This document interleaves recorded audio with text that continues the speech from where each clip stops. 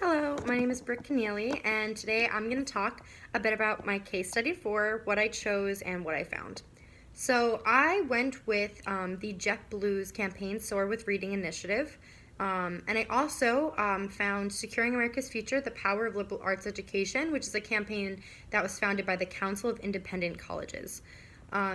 So both of them were related to education. That's the route that I took for this writing assignment. And I was really interested in it because I wanted to see how far campaigns can go in education. It's not like in the education department of the government, but it's still like campaigns that are formed around helping education in general. So for JetBlue, the company essentially found a community that was very like book insecure for children, and they created like these vending machines, and the children could like take out books that were age appropriate for them.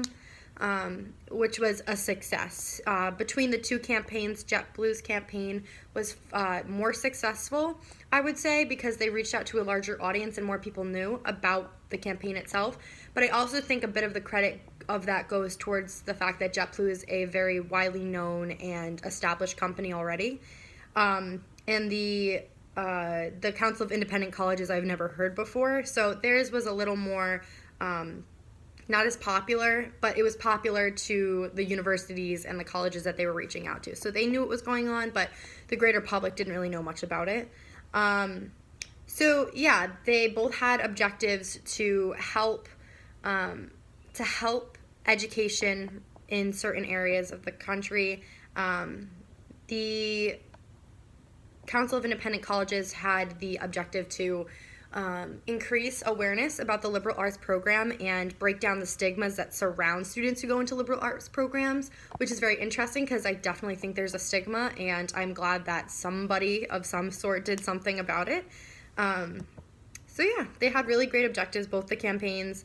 They both had different target audiences. For JetBlue, they focused more on school-age children and I'd say elementary aged. And then the Council of Independent Colleges focused more on colleges and universities because that was what they were working with. They were really trying to improve the reputation of liberal arts programs for colleges. They had a lot of strategies and tactics between the two of them. I would say that JetBlue is way more established as far as the strategies and tactics that they used and how effective they were in doing it.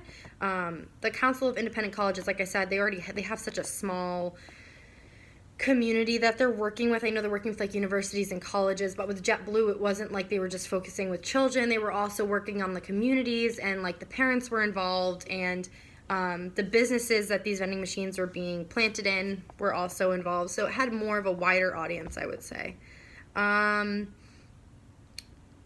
They were both very, very successful, to no surprise. They are really great campaigns, and they were well created and designed, so it makes sense why they got so much recognition and why they were super successful in what they were doing.